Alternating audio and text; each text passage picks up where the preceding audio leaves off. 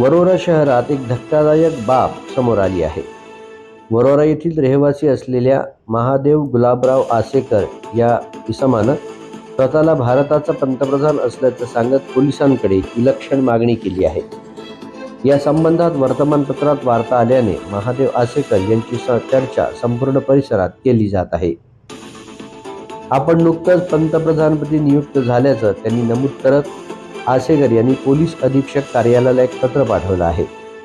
या पत्रात त्यांनी पंतप्रधान म्हणून मिळणारे प्रमाणपत्र आणि अंगरक्षणासाठी पिस्तूल लगेच घरपोच उपलब्ध करून देण्याची मागणी केली आहे. बऱ्याच दिवसांपासून ही मागणी केल्याचं त्यांनी सांगितलं आहे. याबाबत त्यांनी वरोरा पोलीस स्टेशनमध्ये तक्रार केली असली तरी वरिष्ठ अधिकाऱ्यांनी त्यांच्या मागणीकडे दुर्लक्ष केल्याचा आरोप त्यांनी केला आहे. या अधिकाऱ्यांनी कर्तव्यात हयगय केल्यानं त्यांना निलंबित करून त्यांच्या जागी पोलीस निरीक्षक तांदुलकर यांची नियुक्ती करण्याची मागणी त्यांनी पत्रात केली आहे.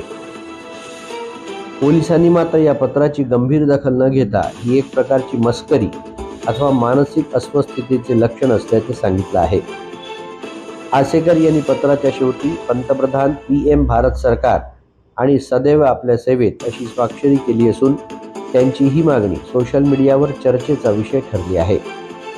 या इसमाजवळ फॉर्च्युनर गाडी असून या गाडीवर PM असे लिहिल्याने वरोरा शहरात हा प्रकार चर्चेचा विषय ठरला आहे.